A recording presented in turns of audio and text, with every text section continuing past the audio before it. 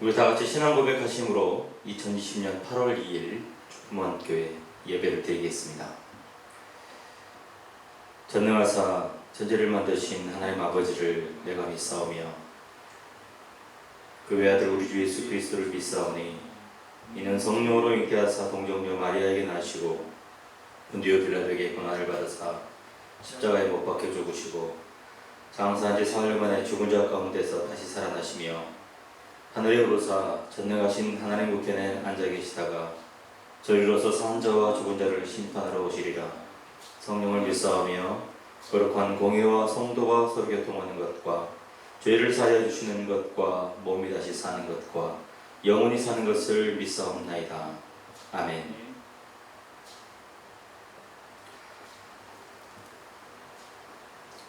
우리 함께 일어서서 오늘 우리에게 주시는 하나님의 말씀을 받겠습니다.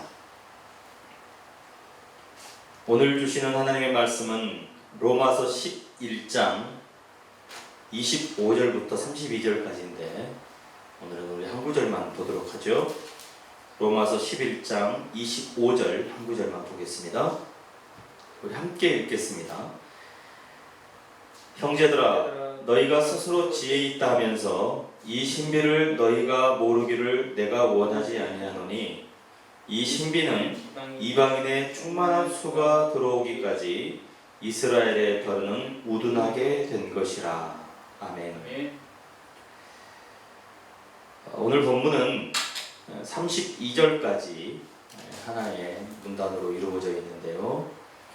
제가 오늘 25절 한 구절만 보는 것은 다음 주에 25절부터 32절까지 전체적인 내용은 살펴보기로 하고, 오늘은 25절 한 구절에 나와 있는 이 여러 가지 의미들을 좀 짚어보고 하려고 이 한 절만 함께 나누고자 합니다. 사도 바울이 선언하는 신비, 그것은 무엇일까? 신비하다. 신비라는 단어를 사용하고 있는데요.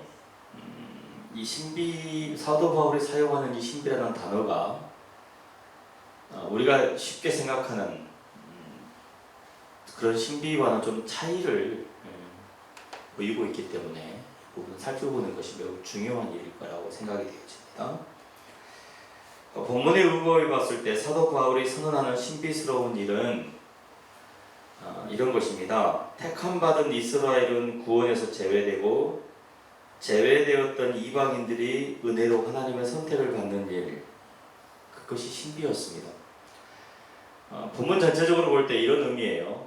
먼저는 이스라엘의 불순종함이, 그 다음에 그들을 불순종함으로 말미암아 이방인들이 들어오게 됨, 세 번째는 하나님께서 다시 야곱 가운데서 경건하지 않은 것들을 제거하시고 그들을 회복시키실 것임. 이 세 가지가 순차적으로 진행되고 있는데,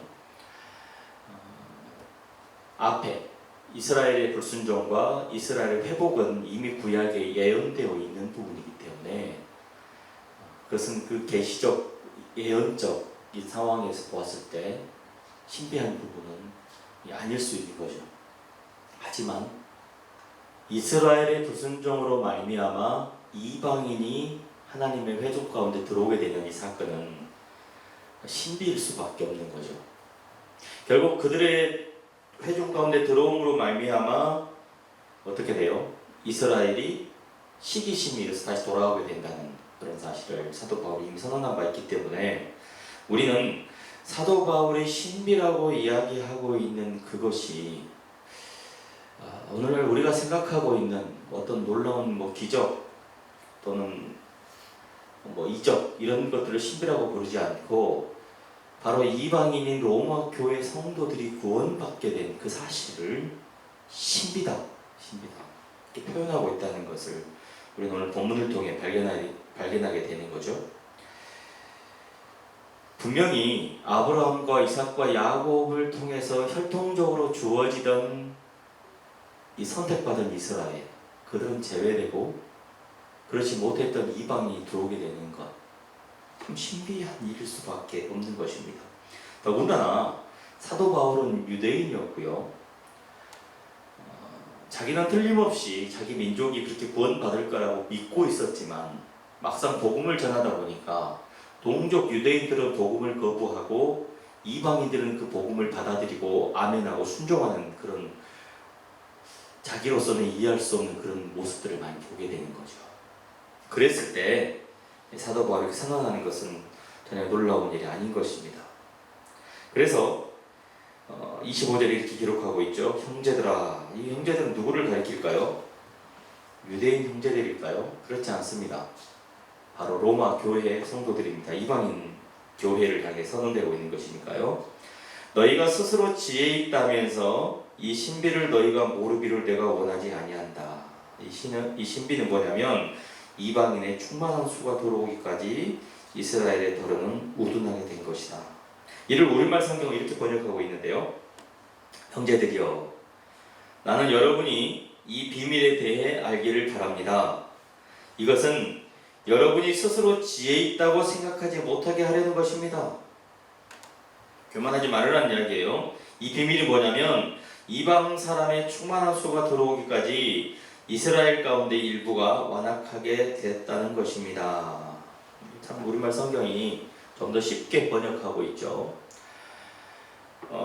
원문에 보면 이 신비라는 단어가 딱 한 번 등장해요. 미스테리온이라는 단어가 한 번 등장하는데 이 앞뒤 문장을 이으면서 이 관계부사인 호티가 들어가게, 헬라어의 호티절이라고 하는 건데 호티가 들어가게 되면서 그것은 이것입니다 라고 해석하지 않고 그것이 바로 앞 문장의 신비를 지칭하고 있기 때문에 거기에 신비는 이것입니다 하고 밝히고 있는 거예요. 그래서 우리 성경에는 신비라는 단어가 2번 들어가 있는 거예요. 이 미스테리온, 신비. 다시 말씀드리지만 사도 바울이 지금 본문을 통해서 선언하고 있는 신비는 이방인의 충만한 수가 들어오기까지 이스라엘이 우둔하게 되어 있는 바로 그것이 신비다라는 거예요. 또 한 가지 오늘 본문을 통해 우리가 많이 오해되고 있는 것이 있어요. 바로 이방인의 충만한 수가 차기까지 이스라엘에 우둔하게 된 것. 사이비들이 이 충만한 수를 자기들 마음대로 임의대로 이렇게 숫자를 정해놓고 자기들 마음대로 이렇게 아전인수격으로 해석하고 있는데요. 이 플레로마라는 단어, 이 충만하다, 충만하게 됨이라는 의미의 이 플레로마라는 단어는 가득 채워짐이라는 의미가 있는 단어입니다. 그러니까 그 가득 채워짐을 우리가 알 수 있어요, 없어요? 우리가 알 수 없습니다. 하나님의 계획과 섭리하심 가운데 하나님의 뜻 가운데 이방인의 충만할 때까지, 이방인 충만할 때까지를 가리키는 거예요. 근데 그건 우리가 알 수 없어요. 어느 정도인지는 우리가 알 수 없다는 거예요. 그때 당시 바울이 복음을 전하고 있을 당시에 복음을 전할 때마다 어때요? 유대인은 거절하고 이방인은 받아들이고, 근데 그것이 어느 때까지 이루어질 것인가? 그것은 이방인의 충만한 수가 들어올 때까지 그렇게 될 것이다라는 사실이죠. 그게 신비라는 거예요. 그런데 25절의 시작이 더 충격적이고 도전적이죠. 오늘 제가 우리말 성경을 읽어드렸는데요. 어때요? 너희가 지혜 있다 말하지 않게 하기 위해서 여러분이 스스로 지혜 있다고 생각하지 못하게 하려고 이 비밀을 여러분이 알기를 원합니다. 이 신비를 여러분이 알기를 원합니다. 라고 선언하는 거예요. 그러면 어때요, 여러분? 로마 교회가 어땠다는 거죠? 스스로 지혜 있다 생각하고 스스로 모든 걸 다 안다고 생각하고 있는 상황이었다는 거예요. 우리가 1장부터 11장까지 쭉 살펴보면서 어떤 내용들이 지금 나왔냐면 이런 거죠. 로마 교회가 유대인들은 많이 빠져나가고 로마의 이방인들을 중심으로 교회가 세워지고 그렇게 유지되고 있을 때 자기를 스스로 이렇게 생각할 수 있습니다. 이제 더 이상 유대인들은 교회로부터 상관이 없다. 이제 유대인들은 거기에서 배제되었다. 그리고 오직 이방인들로만 또는 우리들로만 충분하다. 이런 생각을 가질 수 있습니다. 더 이상 예루살렘과 상관이 없다고 주장하게 되는 거죠. 그런데 거기에 대해서 사도 바울의 선언은 뭐였습니까? 물론 유대인들이 잘못 복음을 거역한 것, 불순종한 것 분명히 있어요. 그러나 그렇게 된 것은 하나님의 뜻이고 이스라엘이 그렇게 됨으로 말미암아 너희가 접붙임을 받게 된 것이다. 이런 선언이었잖아요. 그리고 또 한 가지는 뭐냐면 너희가 무언가를 잘해서 구원받은 게 아니야. 하나님의 은혜로 믿음으로 말미암아 된 것이니까 자랑하지 말아야 된다. 그리고 지난주, 지지난주의 선언은 뭐였습니까? 원가지도 아끼지 아니하신 하나님이 너희들을 아끼지 아니하시리라 하시는 선언이 이어지고 있어요. 그러면서 오늘 말씀이 이어지고 있습니다. 너희가 스스로 지혜 있다고 말하긴 하는데 이 신비는 알고 있는 거냐? 하고 질문하는 거예요. 너희가 구원받은 것 자체가 신비야. 하나님의 놀라운 신비야. 하고 선언하고 있는 것이죠. 그러니까 사도 바울이 선언하는 25절을 통해 선언하는 것은 정확하게 이런 거예요. 이스라엘이 아닌 이방인인 로마 교회 구성원들이 하나님과 상관없던 너희들이 하나님의 백성이 된 것, 그렇게 되기 위해서 이스라엘이 우둔하게 된 것, 그것이 신비라고 선언하고 있는 것입니다. 정리해보자면 이런 거죠. 자신들은 구원받았고 이스라엘은 버림받았고 로마 교회는 구원받아 모든 신비를 알고 있으며 하늘의 지혜를 다 알고 있다고 자랑하는 로마 교회를 향하여 너희 이방인들이 구원받은 것은 이스라엘이 불순종했기 때문이나 결국에는 어떻게 해요? 이스라엘도 시기나게 해서 돌아오게 하고자 하는 하나님의 뜻이다. 그런데 정말 신비한 것은 너희들이 구원받은 거야 하고 로마 교회를 향해 선언하고 있는 말씀이 오늘 25절의 내용입니다. 여러분, 저와 여러분의 삶에서요 가장 신비하고 놀라운 사건은 바로 이방인인 우리가 구원받게 되었다는 사실, 가장 신비한 사건입니다. 우리는 본질상 진노의 자녀였습니다. 우리는 본질상 하나님과 상관이 없는 사람들이었습니다. 우리는 하나님의 복을 받아 누릴 자격이 없는 사람들이었습니다. 우리는 죄인이었고 우리 스스로 그 죄에서 벗어날 수 있는 방법이 아무것도 없는 사람들이었습니다. 그런 우리가 하나님의 놀라운 은혜로 구원받게 되었다는 사실, 여러분, 이것보다 더 신비한 사건이 어디 있습니까? 이것보다 더 놀랍고 이것보다 더 기적적인 사건은 사실 없습니다.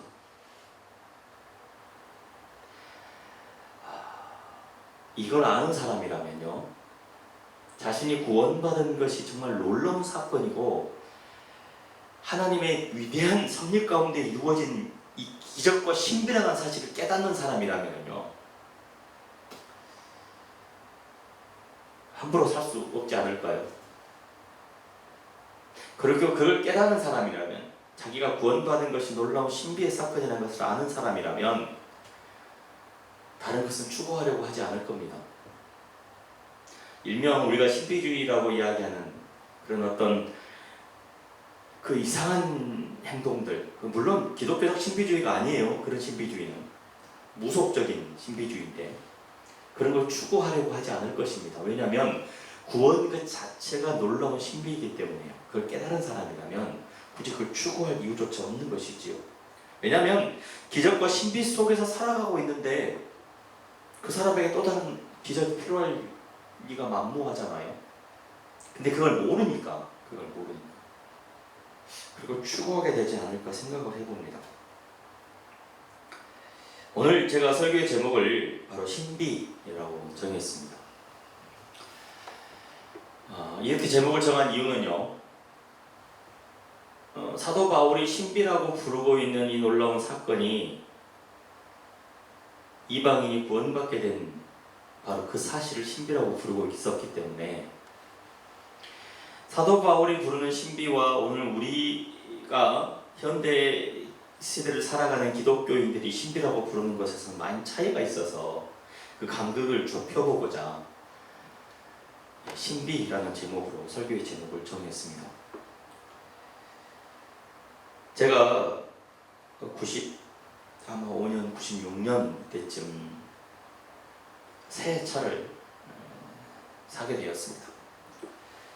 90년대 후반이니까 그때는 아직 그 오토가 그렇게 많지 않던 때였어요. 선택의 폭이 컸어요. 오토는 좀 비싸기도 하고 또 스틱의 그 맛이 있어서 스틱 차들이 굉장히 많았던 시기였습니다. 처음 제가 산 차는 하얀색의 세피아라는 승용차였어요. 어찌나 좋던지요. 처음 새 차를 샀으니 아이들 둘과 아내 태우고 네 식구가 이렇게 승용차를 타고 다닐 때는 기분이 정말 좋았습니다. 그리고 매일 저녁에 퇴근하고 돌아오면 제가 뭐 할게요? 비닐로 제작된 그 자동차 커버가 있었어요. 그때 당시 자동차 커버를 다 줬습니다. 그러면 퇴근하고 오면 자동차에 커버를 탁 씌우는 거예요. 그리고 아침이 되면 그 커버를 딱 걷고 뒤에서 트렁크에 넣고 그 손걸레로 차를 한번 쏙 닦고 이제 그리고 출근을 하는 거죠. 지금이야 뭐 누가 그런 사람이 있습니까? 지금 뭐 차가 워낙 좋기도 하지만 지금은 그렇게 유난 떠는 사람 사실 없습니다. 그러나 그때 당시에는요, 90년대 후반에는 많이들 그렇게 했습니다. 근데 이 차는 수동으로 기어를 변속하는 차였고요. 100% 수동이기 때문에 에어컨이나 뭐나 다 제가 맞춰줘야 됐고요. 기어를 일단에 넣지 않으면 차가 가지 않는 그런 차였습니다. 그 차를 약 10년 정도 탔는데요. 그때쯤 되니까 기아 변속하는 것도 싫고요. 누가 좀 기아 변속해줬으면 좋겠고, 날씨가 더워지면 내가 에어컨 스위치만 눌러놓으면 알아서 그냥 에어컨 너 이렇게 온도 맞춰줬으면 좋겠고요. 다 이렇게 좀 자동으로 해줬으면 얼마나 좋을까 하는 생각이 들 때쯤 차를 이렇게 바꾸기 시작하는 거죠. 요즘 나오는 차들은 어떤가요? 헤드라이트도 켜두면 알아서 어두운 데 가면 알아서 켜주고 꺼주고, 에어컨도 그냥 온도 맞춰놓으면 본인이 알아서 그 풍량을 조정해서 다 맞춰주고요. 심지어는 고속도로를 주행할 때는 어때요? 속도도 알아서 조정을 해주잖아요. 앞뒤 차간 거리도 본인이 자동차가 스스로 유지해주면서요. 이걸 우리가 AI라고 부르죠. 인공지능이 탑재된 자동차. 요즘 제품들에는 다 인공지능이 다 탑재가 되어 있습니다. 심지어 에어컨도 인공지능이 탑재가 되어 있잖아요. 그래서 온도를 설정해 놓으면 어때요? 본인이 주변 온도를 측정해가지고 그렇게 맞춰서 해주고요. 냉장고도 인공지능이 탑재되어 있고요. 다 이 인공지능들이 탑재되어 있습니다. 지금 주행 중인 자동차 중에는 목적지까지 알아서 본인이 드라이빙해서 태워다주는 그런 차들까지 있잖아요. 요즘 만들어지는 기계들 웬만해서는 다 인공지능이 탑재되어 있습니다. 그러지 않은 것들이 드물 정도이죠. 그런데 여러분 그거 아세요? 하나님께서는 처음부터 우리를 인공지능으로 만들어주셨다는 사실을요. 동물들도 다 인공지능이잖아요. 배고프면 알아서 찾아 먹죠. 피곤하면 자고 쉬고. 특히 우리 인간들은 어떤가요? 정말 인공지능이죠. 인공지능이 말이 아니죠. 이게 인공지능은 우리를 인간을 따라하려고 만들어내는 건데, 인간은 처음부터 지능을 가지고 감성을 가지고 지성을 가지고 살아가도록 하나님께서 창조해 주셨어요. 물론 인간의 불순종으로 타락의 길을 걷게 되었지만 여전히 그런 기능들은 남아있죠. 어떤 인간들은 스스로 신이 되려고 하고 어떤 인간들은 스스로 동물처럼 살아가려고 해서 그걸 포기하기도 하지만, 또 어떤 이들은 세뇌가 되어서 기계처럼 살아가기도 하지만 그건 타락한 인간의 본성 때문에 그런 거고요. 우리가 구원받게 되면 어떨까요? 구원은 회복입니다. 하나님께서 창조하신 그 창조의 그 섭리를 따라 살아가는 인간으로의 회복이죠. 지금은 불완전하지만, 왜냐하면 이묘와 아직 아니의 중간 단계에 있는 우리는 아직 불완전해요. 그럴지라도 그걸 향해 나아가는 거죠. 이 구원이 회복이라는 이유는 그런 의미에서의 회복입니다. 그런데 제가 말이죠, 목사가 되어서 많은 그리스도인들을 만나게 되는데요, 그들을 만나면서 듣게 되는 말 중에 매우 불편한 말이 여러 개가 있지만 그 중에서 참 이 마음에 걸리고 속상한 말이 있어요. 그게 뭐냐면, 하나님께서 저에게 이렇게 말씀하십니다. 또는 하나님께서 저에게 이런 감동을 주십니다. 기도 중에 이런 응답을 받았습니다. 그리고는 그렇기 때문에 내가 이렇게 행동합니다라고 이야기를 하는 사람들을 만나게 되는 거죠. 그런 말을 일상적으로 수식어처럼 덧붙여서 말을 하는 사람들이 얻고자 하는 것은 이런 거예요. 뭐냐면, 목사님, 저는 매우 신령한 사람입니다. 저는 매우 영적인 사람이고 기도도 많이 하고요. 하나님과 직접 대화도 하고 하나님의 직접 계시를 받는 사람입니다. 저는 신앙심이 매우 깊거든요. 그래서 지금 하나님의 음성을 듣고 저는 이렇게 행동하며 살아갑니다. 저는 신앙이 좋은 사람이에요.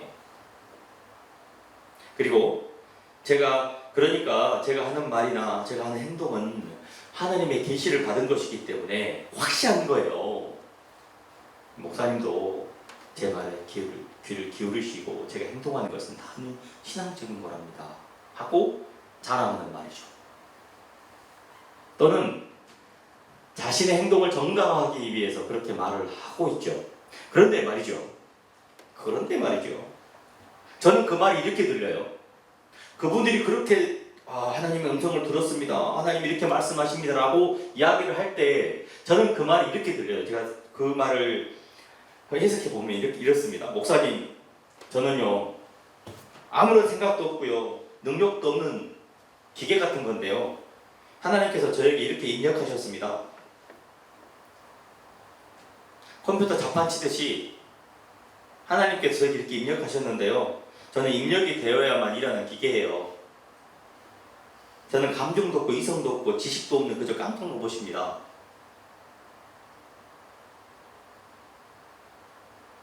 저는 이렇게 말하는 것처럼 들려요.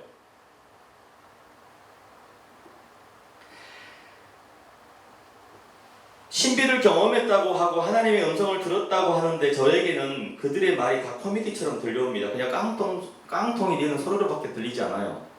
왜 그런지 아세요? 그들이 체험하는 신비의 사건에 내가 절대적 순종하고 있습니다 라고 이야기를 하고 있지만, 저는 그들이 말하는 소리가 입력한 대로 움직이는 기기로밖에 보이지 않는다는 거예요. 하나님께서 우리를 스스로 생각하고 결정하고 행동할 수 있도록 만들어 주셨는데, 구원이 회복이라면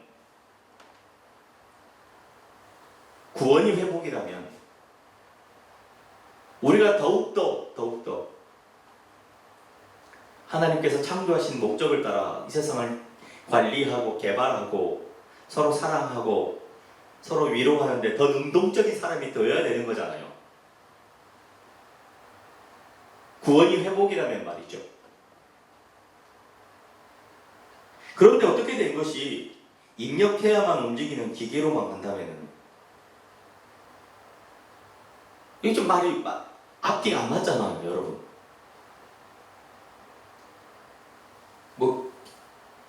구원을 받아서 기계가 되는 건가요? 세뇌가 돼가지고 세뇌된 대로만 살아가는 것인가요, 구원이? 그렇기 때문에 그렇게 하나님의 음성을 들었습니다. 뭐 하나님께서 이렇게 말씀하십니다. 그래서 내가 이렇게 행동합니다라고 말하는 것은요, 원의 의미를 뭐 잘 모르고 이야기하는 것 같아요. 구원을 안다면, 그 구원의 신비를 안다면, 하나님께서 우리를 창조하시고 복을 주시고 하나님의 뜻을 따라 살아갈 수 있도록 우리를 인도해 가시는 성령 하나님께서 우리 안에 계시는 한 우리는 더욱더 순종적이고 능동적이며 이성적이며 감성적이며 지성적인 사람으로 완고해지지 않고 어린아이처럼 순수한 마음과 열정을 가지고 하나님의 뜻을 세상에 알리며 복음을 전하며 누군가를 마음껏 열정적으로 사랑하는 정말 온유한 사람으로 살아가게 될 것인데, 어떻게 된 게 신비를 경험했다고 하는 사람들이 기계처럼 살아가는지 이해가 안 되는 것입니다. 관리하고 개발하라는 창조적 명령을 주신 하나님의 거룩하신 성품이 그들에게서 드러나는 게 아니라 그것들은 다 사라지고 386 컴퓨터 같은 말과 행동들만 넘쳐나는 그런 상황을 보니까 참 한심할 따름이죠.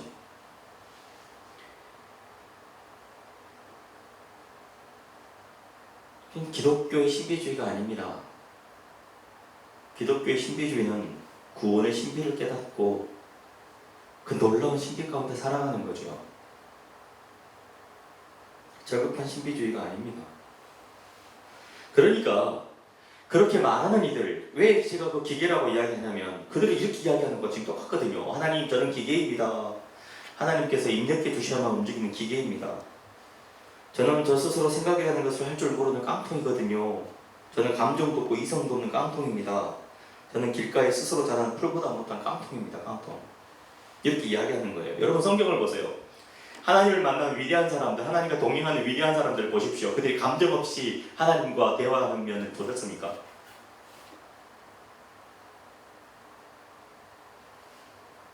그들은 자아를 잃지 않습니다. 무당들이라는 접신의 과정을 거치는 것이 아닙니다.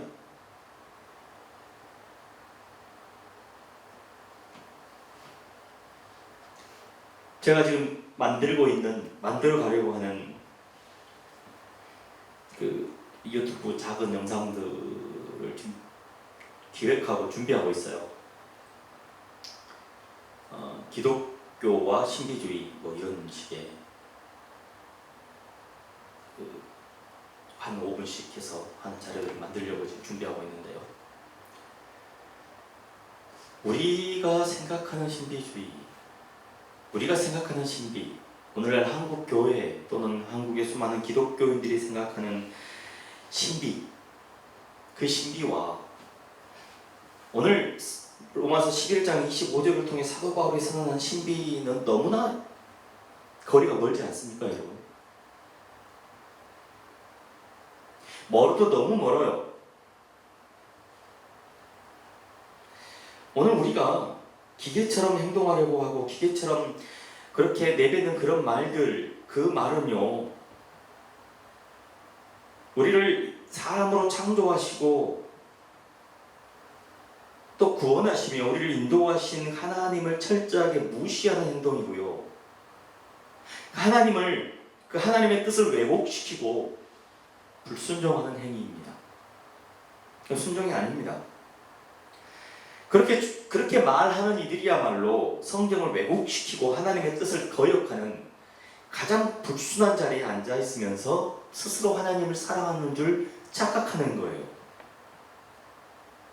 그리고 스스로 순종하는 사람이라고 거짓말하는 거짓말쟁이들입니다. 사이비 이단들이 교회 밖에서 교회를 어지럽히고 있다면 이런 말도 안 되는 신비를 추구하는 사람들은 교회 안에서 교회를 어지럽히는 악성 바이러스 같은 존재들이에요.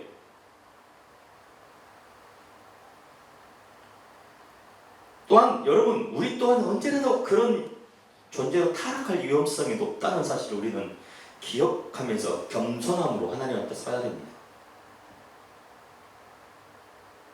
자칫 우리 스스로 그런 유혹에 넘어갈 위험성이 우리는 아주 많은 존재들이죠. 연약한 존재들이에요. 사도 바울이 선언하는 이 로마 교회 성도들에게 선언하는 이 말씀이 의미하는 것이 무엇일까요? 바로 그들 또한 그런 유사한 또는 동일한 상황에 놓여 있었음을 보여주고 있지 않습니까? 그러니까 우리 또한 늘 조심하면서 겸손함으로 그 하나님의 신비를 바라보며 감사하며 감격하며 살아야 되는 거죠. 내가 구원받은 사실을, 그 놀라운 신비의 사건을 기억하면서 영광 돌리며 살아가야 되는 거예요. 그 하나님의 뜻을 또 다른 누군가 알도록 늘 전파하는 일을 게을리해서는 안 되는 것이지요. 성령 하나님께서 우리 안에 역사하심으로 말미암아 우리가 그렇게 살아가게 되는 것입니다. 이것이 이 땅을 구원받은 사람으로 살아가는 그리스도인의 소명이며 목적이며 그것이 우리의 삶입니다. 여러분, 제가 이 신비주의, 기복주의 계속해서 신랄하게 비판을 하고 그것이 얼마나 우리 신앙에 폐해를 끼치고 있는지, 그것이 얼마나 우리 신앙에 독이 되고 있는지를 매주 선포하고 있는데요. 지금 우리는 이 코로나 시대를 맞이하면서 우리 모습을 돌아보면서 고칠 수 있는, 이걸 개선해 갈 수 있는 최고의 시기를 맞이하고 있기 때문에 반복적으로 말씀드리는 것입니다. 여러분이 그렇다는 게 아니에요. 또 여러분이 그렇지 않다는 것도 아니에요. 우리는 그럴 위험성에 노출되어 있습니다. 안타깝게도 저와 여러분 주변의 많은 기독교인들, 좀 열심히 있는 기독교인들하고 대화를 한번 해보세요. 얼마나 그런 류의 반응들이 많은지요. 하나님을 모르는 사람들이 그런 말을 들었을 때 얼마나 역겨워하는지 여러분 알고 계시나요? 얼마나 역겨워하는지요. 그들이 봤을 때, 그들이 하나님을 모르는 이들이 보았을 때 교회 다니는 사람들이 그렇게 막 하나님이 이렇게 말씀하셨습니다 이야기를 하게 되는 거예요. 역겨워합니다. 역겨워요. 정말 역겨워요. 대화할 가치조차 느끼지 못하는 그런 사람으로 취급받게 됩니다.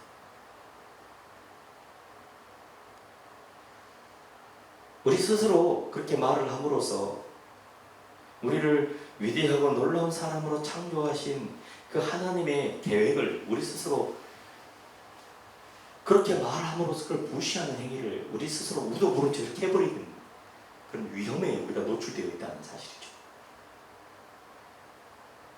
늘 기억하셔야 돼요. 늘 기억하셔야 돼요.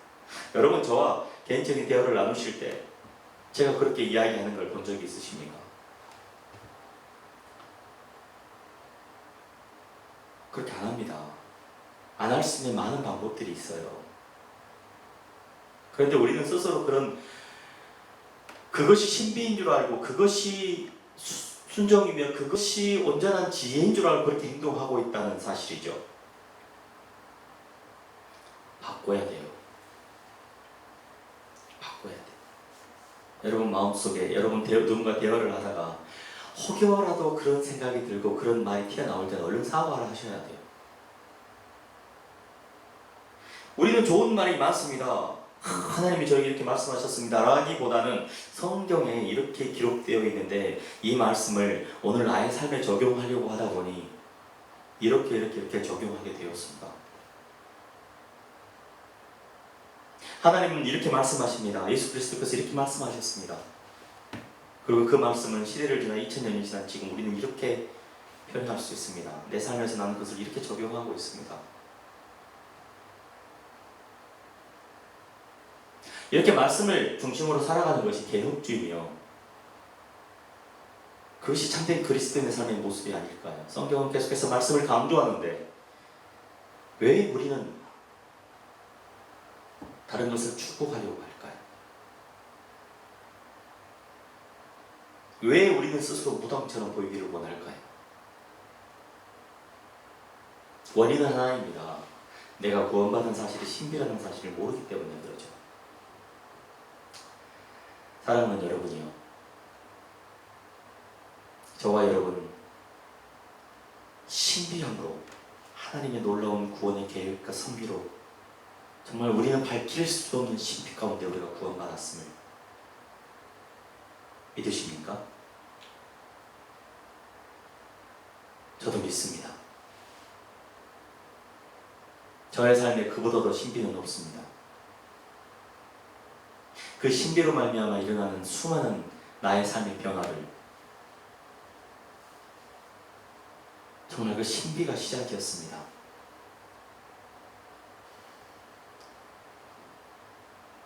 오늘 우리는 본문을 통해 사도 바울의 신비, 사도 바울이 선언하는 그 놀라운 그 신비, 그것과 우리가 생각하고 우리가 알아왔던 그 신비가 얼마나 큰 차이가 있는지를 살펴보았습니다. 다음 주에는 나머지 26절에서부터 32절까지의 말씀을 세세히 살펴보겠지만, 사랑하는 여러분이요, 우리가 그렇게 놀라운 신비 가운데 구원받으셨다는 사실을 기억하시고 한 주간 그 신비를, 여러분 삶에 일어난 그 신비를 통하여 여러분 삶이 어떻게 변화되었는지를 점검해 보시는 귀한 한 주간 보내시기를 주의 이름으로 축원합니다. 그리고 누군가에게 내가 하나님의 음성을 들었습니다라고 말하고 싶은 생각이 들거든 즉시 자기 입을 때리십시오. 그런 말 안 하셔야 돼요. 그리고 하나님께서 우리를 창조하신 그 목적에 따라 그렇게 살아가시는 여러분 되시기를 바랍니다. 한 가지만 더 말씀드리고 오늘 설교도 마치겠습니다. 하나님을 전혀 모르는 사람들이 그들과 만나 제가 그들과 만나 대화를 나눌 때 구원이 무엇입니까? 저에게 이렇게 질문하는 경우가 참 많습니다. 구원이 무엇입니까? 제가 그들에게 던지는 말은 이것이 어딘가도 제가 한번 여러분에게 했던 것 같은데요. 하나님께서 창세기에 보니까 하나님께서 사람을 창조하셨습니다. 그리고 우리에게 이 땅을 관리하고 개발하라고 명령을 주셨습니다. 그런데 안타깝게도 불순종으로 말미암아 우리는 그 에덴 동산에서 쫓겨났고 우리는 참 좋지 않은 상황에 놓여졌습니다. 그것을 성경은 타락이라고 부릅니다. 그런데 구원은 다시 회복되는 것입니다. 예수 그리스도께서 우리를 위해 그 죄값을 치르셨고 우리는 예수 그리스도를 믿음으로 말미암아 회복되는 것입니다. 그러니까 성경적으로 보자면 하나님께서 창조하신 가장 인간다운 인간으로 살아가게 되는 것이 구원이라고 저는 생각합니다. 그리고 그렇게 참 인간다운 인간으로 살아가신 한 분이 계시는데 바로 예수 그리스도이십니다. 제가 이렇게 구원을 설명합니다. 참 인간다운 인간으로 성경이 제시하는 하나님께서 창조하신 그 섭리와 그 원리를 따라 살아가는 참 인간, 스스로 교만하여 신의 자리에 앉지도 아니하며 스스로 우둔하게 되어 동물의 자리에도 앉지 아니하는 동료 인간들을 사랑하고 동료 인간들을 향해 그들에게 선의를 베풀며 동료 인간들에게 하나님의 뜻을 선포하는 참 인간다운 인간으로 살아가는 것, 그것이 구원입니다 하고 제가 하나님을 모르는 사람들에게 설명을 합니다.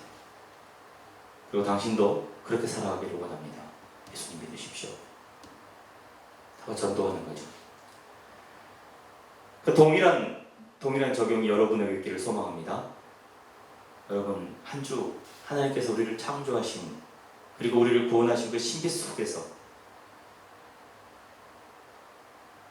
착한 인간으로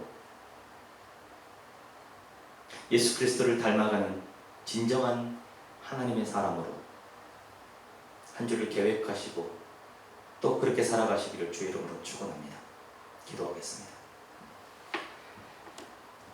존귀하신 하나님 아버지, 오늘 사도 바울은 로마 교회의 성도들을 향하여 신비가 무엇인지 밝혀주고 있습니다. 그런데 놀랍게도 우리는 사도 바울이 로마서를 통해 선언하는 신비가 아닌 무속적인 신비를 추구하며 무속적인 신비가 참 신비라고 착각하며 살아가고 있었음을 고백합니다. 우리는 모두 그렇게 살아왔습니다. 그렇게 말하기를 주저하지 않고 살아왔습니다. 하나님, 우리가 몰라서 그랬습니다. 용서하여 주옵소서. 우리를 구원하신 그 놀라운 신비보다 더한 것은 없습니다. 이스라엘이 아닌 우리가, 진노와 저주 가운데 있던 우리가 예수 그리스도의 십자가 보혈의 공로로 말미암아 오직 믿음으로 말미암아 구원받게 되었다는 이 놀라운 사실, 이 놀라운 신비가 하나님께서 우리에게 베풀어 주신 크고 놀라운 신비라는 사실을 오늘 말씀을 통해 발견하게 됩니다. 하나님, 한 주간 그 신비 속에 거하기를 소망합니다. 한 주간 그 신비를 발견하고 깨닫고 또한 그 신비를 모르는 이들에게 복음을 증거하며 하나님의 뜻을 알리며 그들 또한 동일한 은혜 가운데 살도록, 은혜 가운데 머물도록 복음 증거하는 일에 게으르지 않도록 하나님 계획하고 작정하며 또 한 주를 시작하려 합니다. 주님, 함께하여 주옵소서. 성령 하나님 주정하여 주옵소서. 사랑하는 성도들 어디에 있든지 어떤 상황에 놓여 있든지 코로나의 위기 속에서도 당당하게 세상을 향해 가슴을 열고 복음을 증거하는 일만큼은 게을리하지 않도록 함께하여 주옵소서. 예수님 이름으로 기도합니다. 아멘. 이제는 우리 주 예수 그리스도의 은혜와 하나님의 사랑과 성령의 교통하심이 구원의 신비를 깨닫고 감사하며 겸손함으로 살기를 소망하는 믿음의 백성들 머리머리 위에 이제부터 영원토록 함께 있을지어다. 아멘.